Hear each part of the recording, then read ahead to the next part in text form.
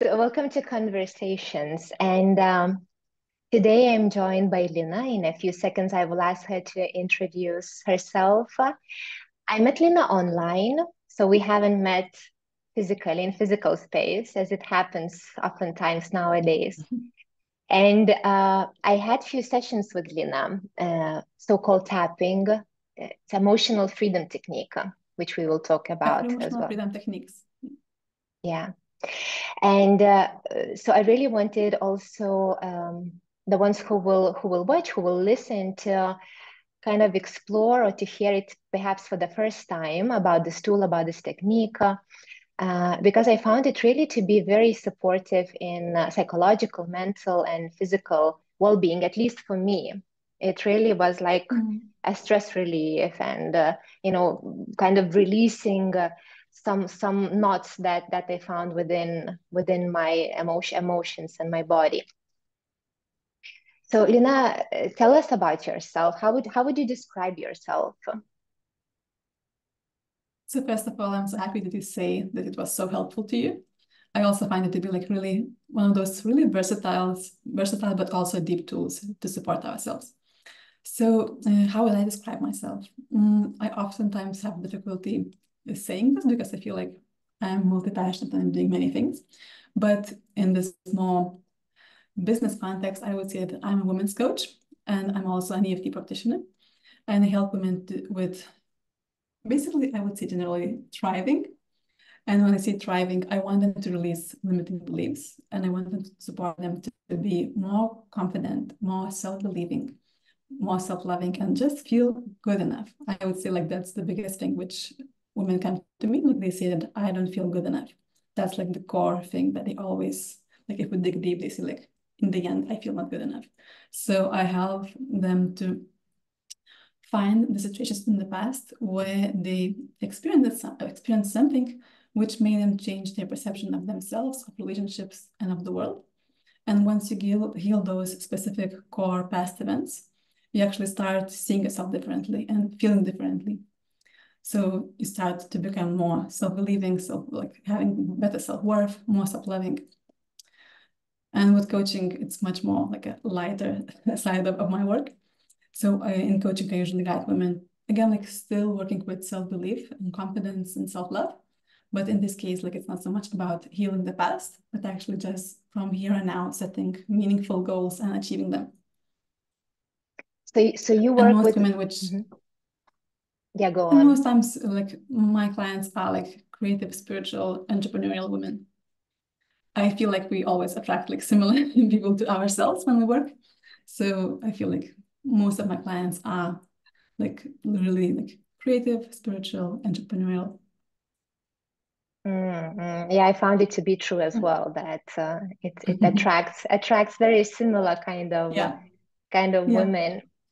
And when you say that mainly women and this underlying core belief of not being enough, what would you say not being enough of what? Not being interesting, attractive, like what main themes go?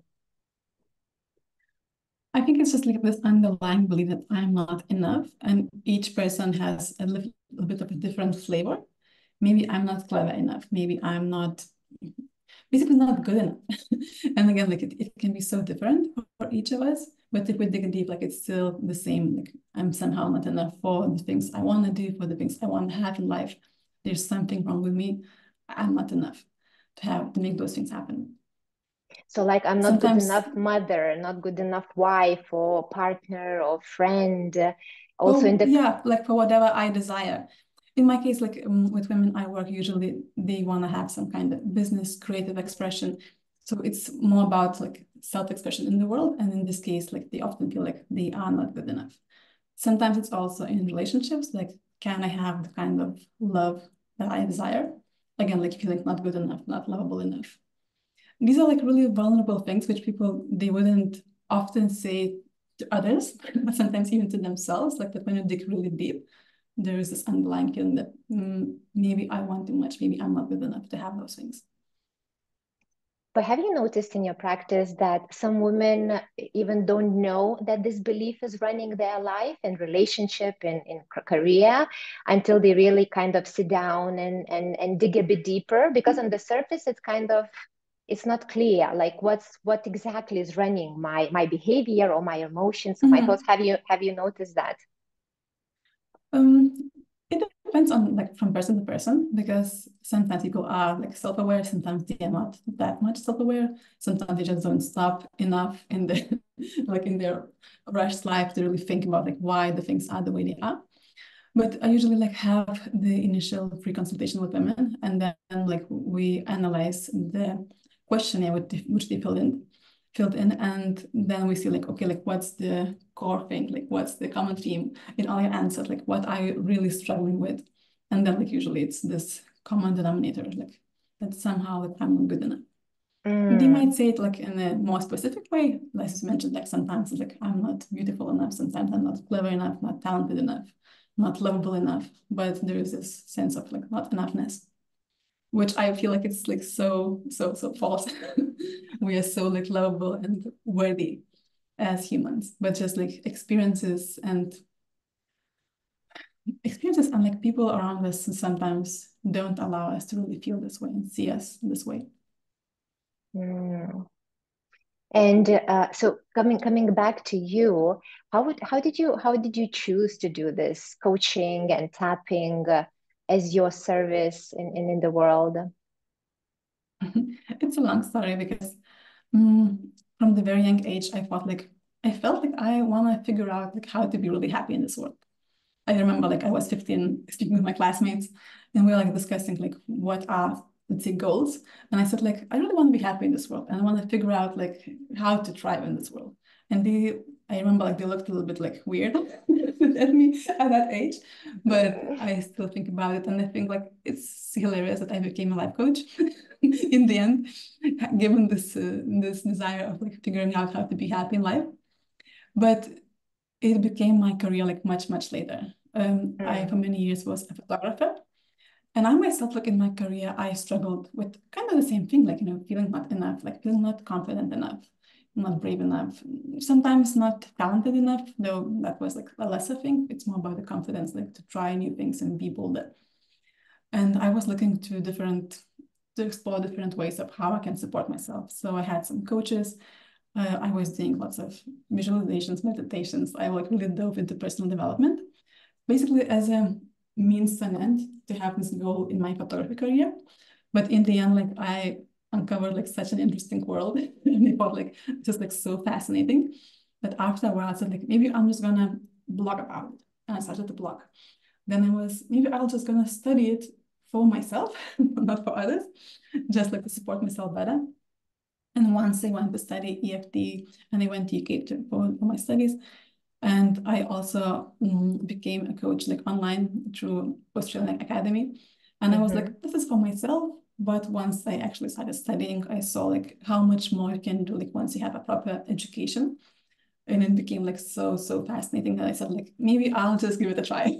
And I will just like try working with some clients and see how it goes.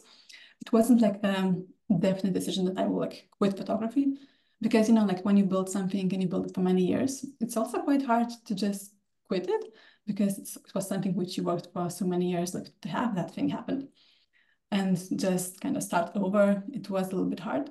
But on the other hand, I also felt like I feel much more alive and like drawn to those things. So it became kind of like a natural extension of my own personal searchings and findings. Because like once I saw like it's fascinating, and I can also help women in such a in my personal case in such a like more fulfilling way. I'm not saying that photography is not fulfilling. For some people it might be absolutely like really fulfilling. I used to do business to business, so I was working like with different business clients, brands, and helping them with like food, interiors, product photography, lifestyle photography, which was something which I was really good at. But I would also think, okay, like in the end, there are just more sales. Even though my clients were like really lovely and they had like good relationships, I liked it, but it wasn't meaningful for me in a sense, like how I perceive things to be meaningful.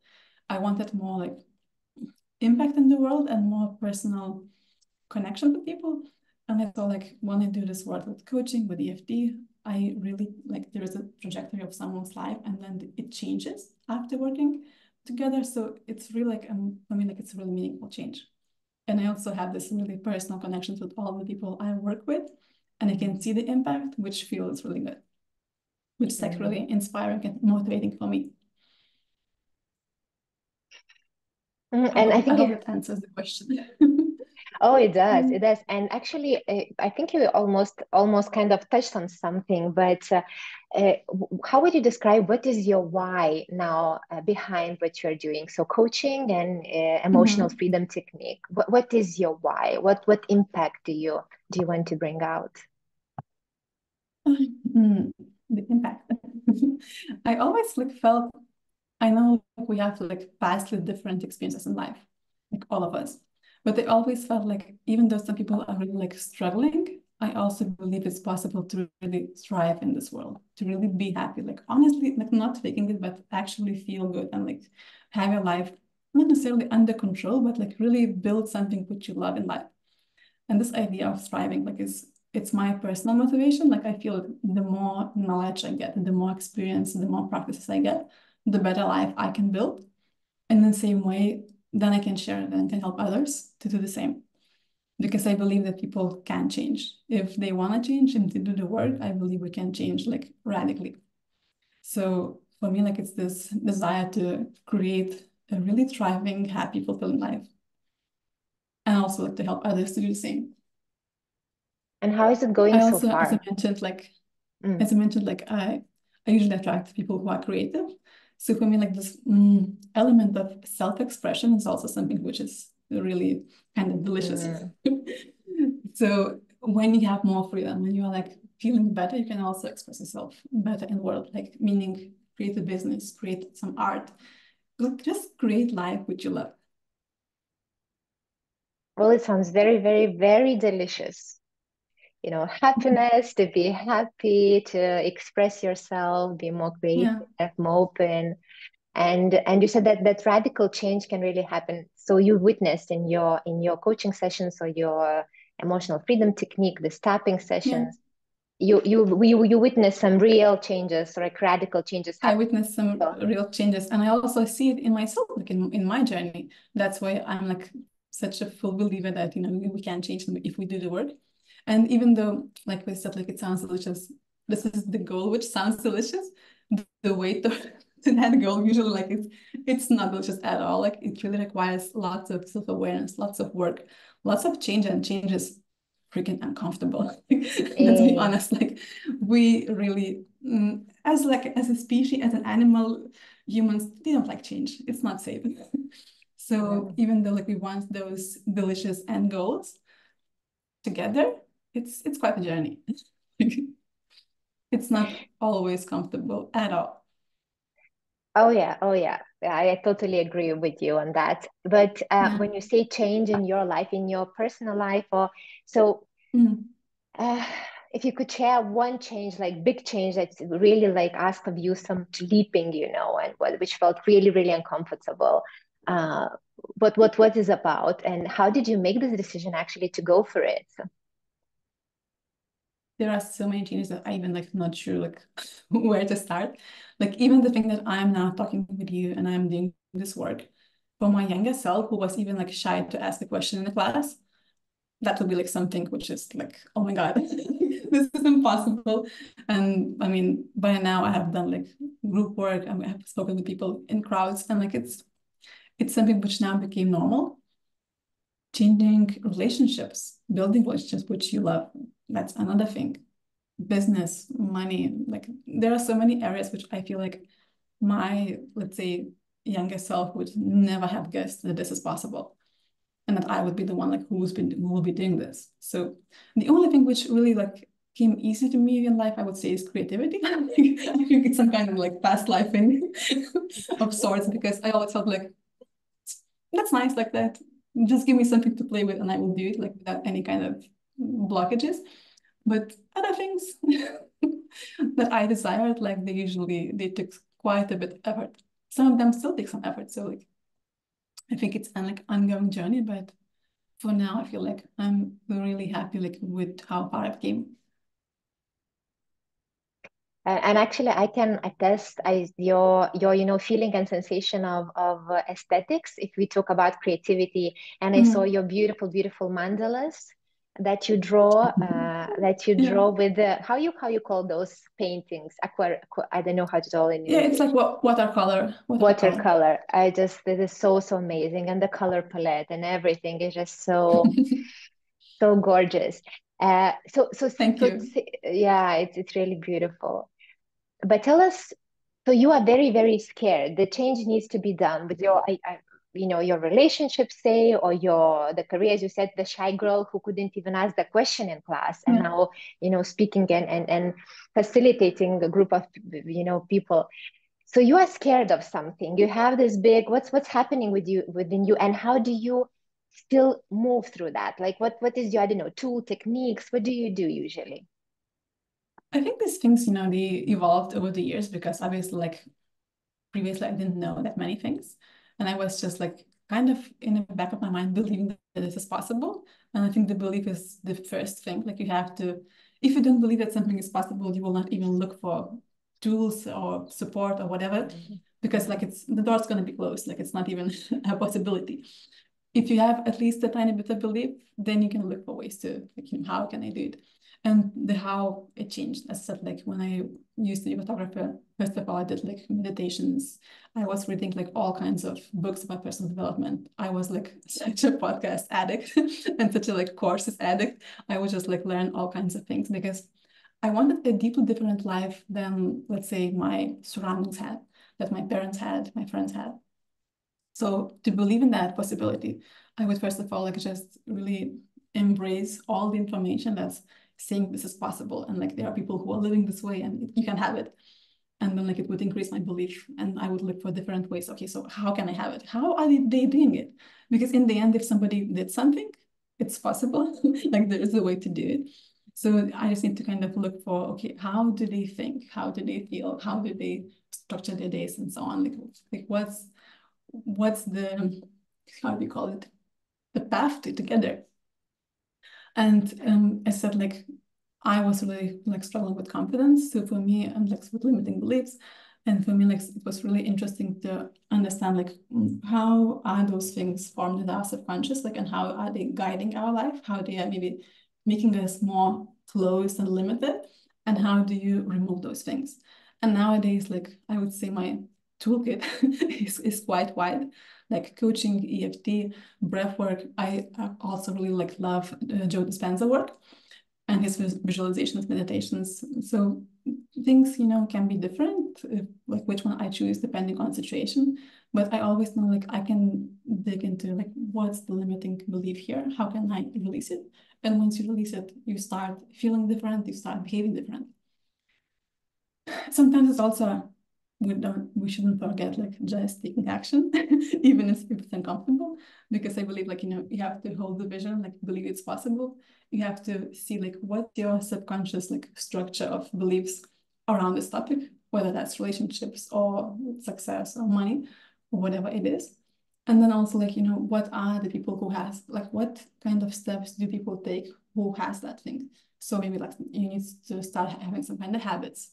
You need to like just start doing some small things towards that direction, and like also get confident in that way. So I always like see it as a kind of three different elements: the vision, the belief that is possible, then the inside work, like the inner work of changing your beliefs, changing your perceptions, and then the actual work of actually building certain like, small steps, certain habits, and like slowly but surely getting there.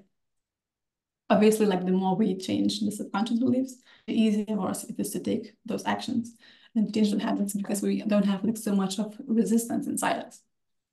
Because I know oftentimes we know what we want, we see the vision, but it's very hard to take action if you have like really limiting beliefs inside, which said like this is not for you, this is not possible. Why do you even start? Like why do you even try? Maybe like this is not for people like us. Yeah, but when you described it, like, like when I hear it, it like, and I imagine like when I, talk, it seems so easy. You just know the belief, you know what's limiting you, the resistance, you make. But I want to say, and as you said, at some point that the change is very uncomfortable. And although it's very delicious, the goal of, going towards the better relationship or career or the desires, what we wish. But this middle part, as you now laid off, it's actually really uncomfortable. So it's not a piece of cake usually. It's not a piece of cake usually. If it would be a piece of cake, then I guess like all of us would be living like, rich, happy, successful in loving relationship. Like it's gonna be like just because all people want that. It's not something that we all have kind of similar goals, but we have very different results. And I think, that's the middle part, like how deep are we willing to go, how uncomfortable are we willing to become to actually achieve those things. And again, like then knowledge, because sometimes we just also lack knowledge, like how to do it. Sometimes we don't look for support and we think that we have to do it all on our own, which is again like a limiting belief.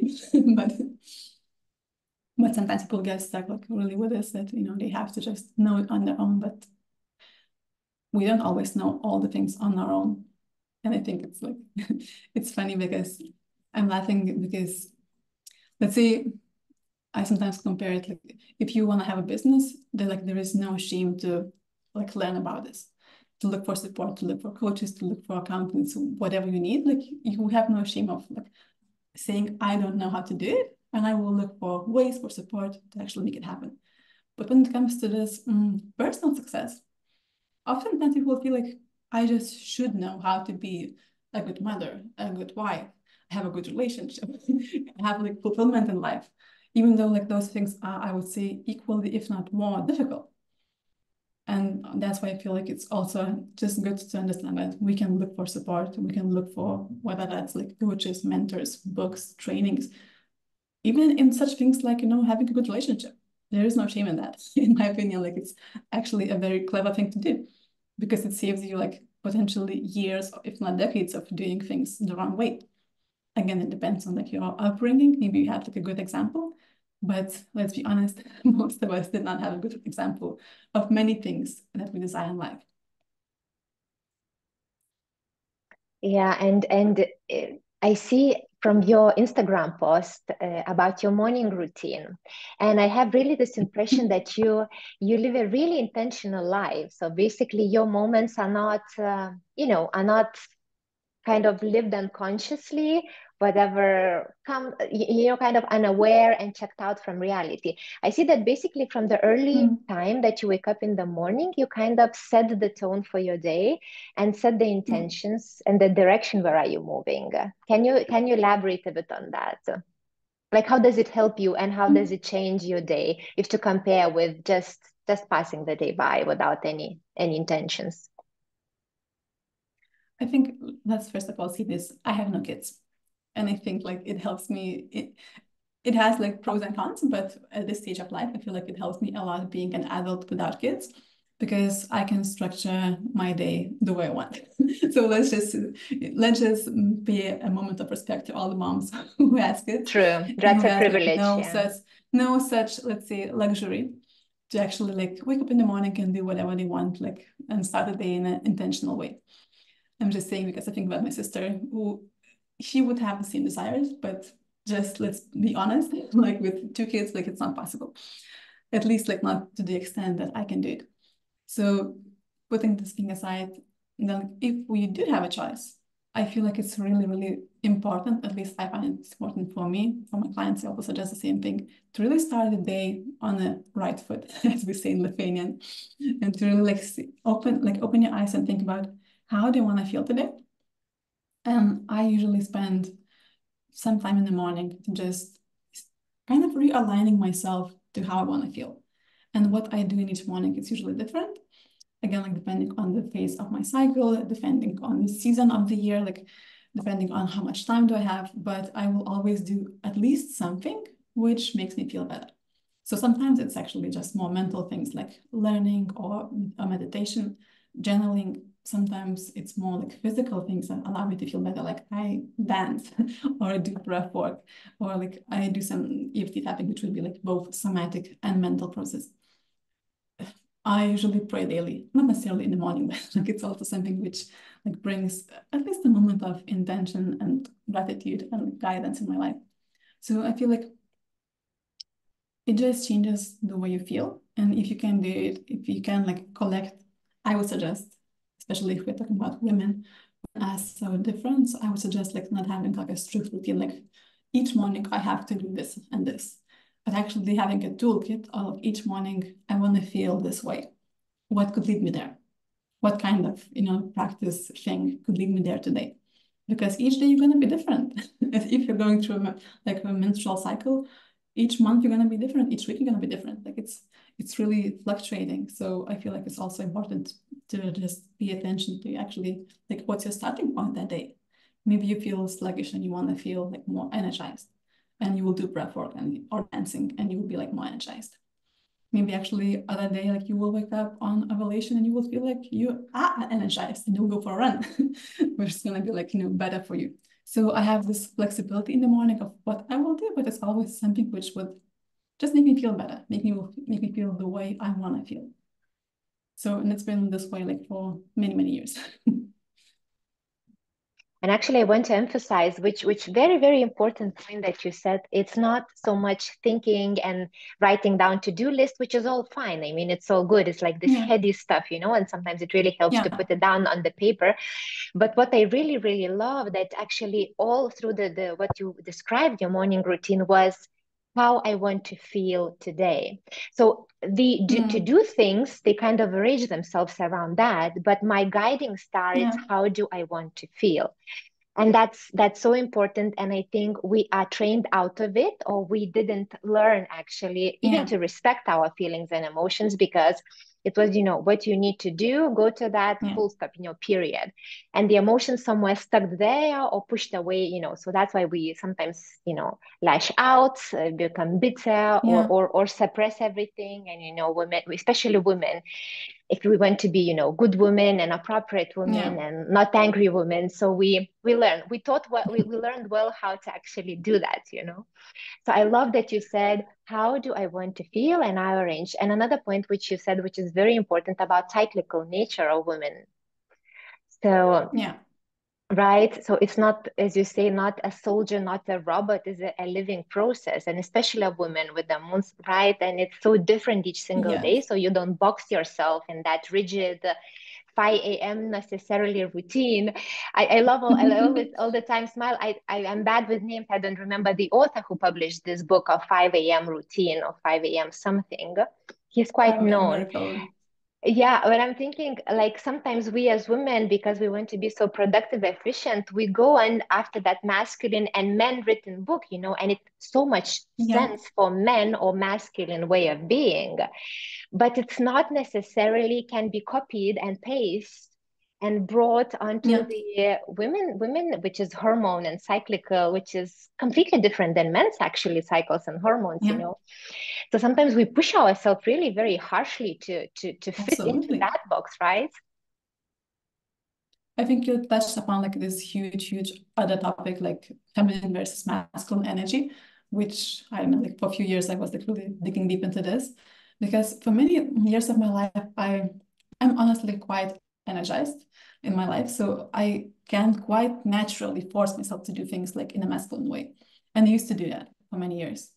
And I like never followed my cycle, and I felt like I should be, as a man, I should be like each day I wake up, I can do those things like easily. It's gonna be the same like day after day, and I would be like really frustrated and disappointed when on some days it was not possible.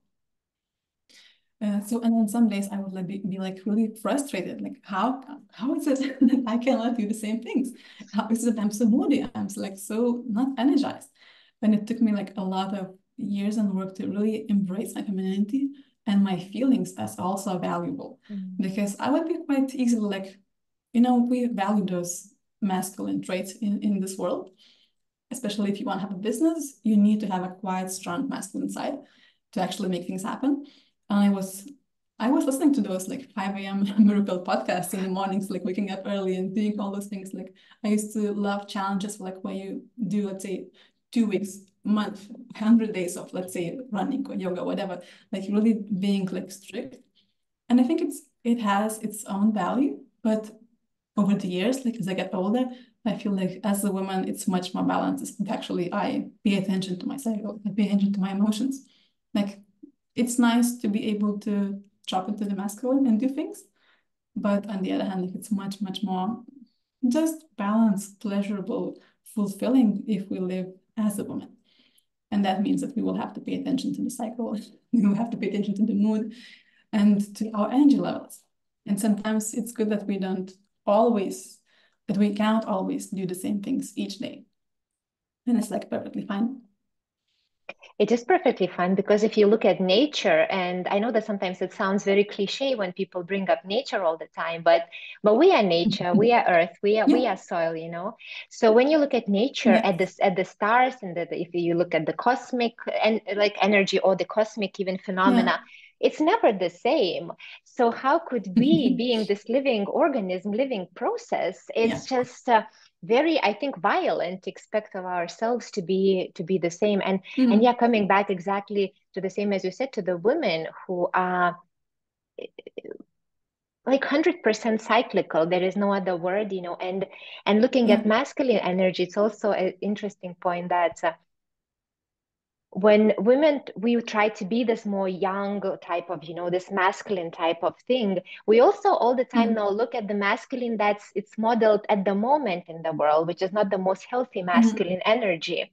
So possibly if we connect to that primordial masculine young energy, which is in nature, and try to align ourselves to that, that's okay. But we read the books of the masculine men today in the world, which who are not, let's say, the best models at the moment of what really beautiful, healthy, this masculine energy is. So I find that we exhaust ourselves just by running around and copying men, which is not even interesting in this life, you know, because we have so much And I feel like we are also copying men who are like not the healthiest examples, because ideally we would like both connected to both feminine and masculine. And oftentimes we're copying men who are like so disconnected from their feminine, and they are like so just burnt out, like really stressed out, and they are not feeling themselves at all, and they are burning themselves down. And we feel like, oh, this is productive. Like, when in the end, like actually they themselves could be like more, let's say, balanced and have some joy in their life. Like, so definitely, I feel like both energies are really necessary, but we are not necessarily aiming for the right goal if we're trying to copy men in this world, especially in the business world these days.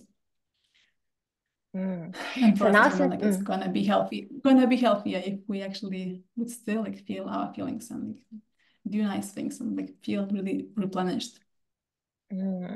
Oh yeah. And this your guidance of how do I want to feel today?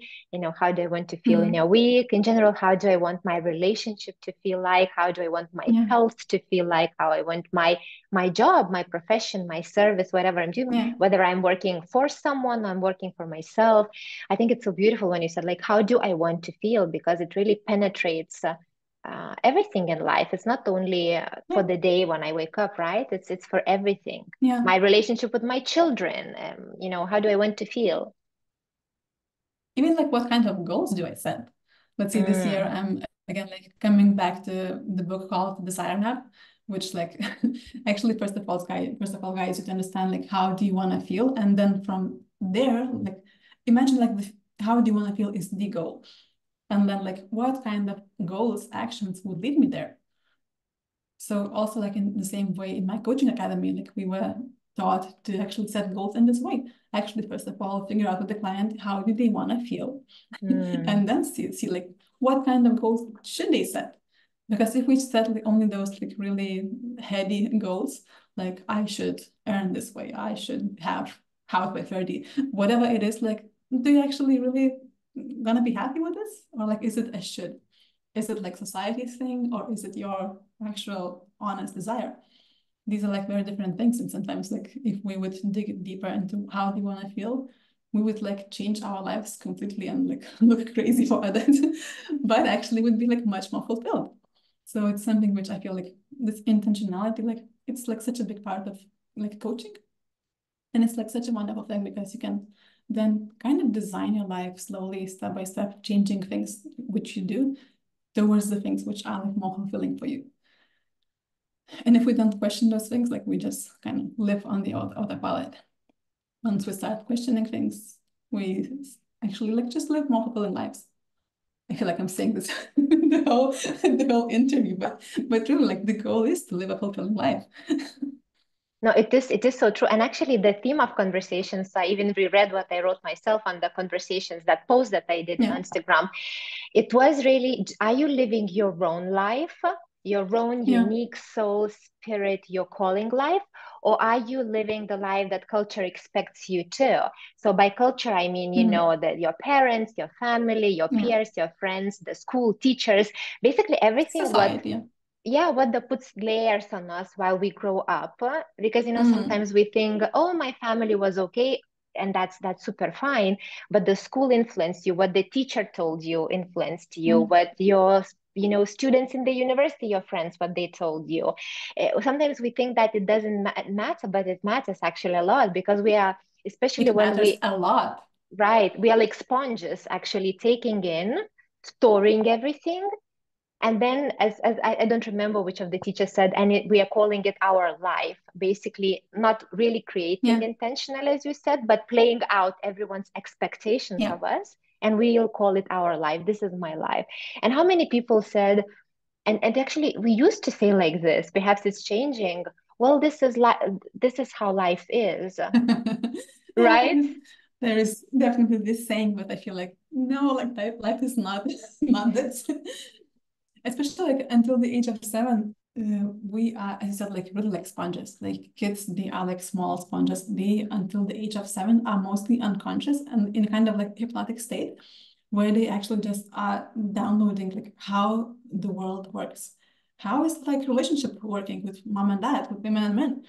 How is like money working? How is the world safe or not safe? Like all those like really default like foundational things, they are installed in us, I would say, like kind of installed until the age of 7. So that's why I feel like with my clients with EFT, it's wonderful to really, when we go back and see, okay, like, is it serving me, the installed program, the installed belief? And if not, where did it start and how can I change that? Because like that's also a big part of like how to live that intentional life, how to create it, is actually go back to those limiting beliefs and clear them. And then we actually can question, so how do I authentically want to live? Like, what do I want to believe? Because if you just, you know, start channeling about like your beliefs and your perception of the world, you would see like so many of those beliefs are not even true and they're not even yours. It's just like some kind of construct which we build from all the society, all the surroundings, usually at the very young age. I know we either live like in the metaphorically cage, or we actually break free from that cage and start creating what we desire.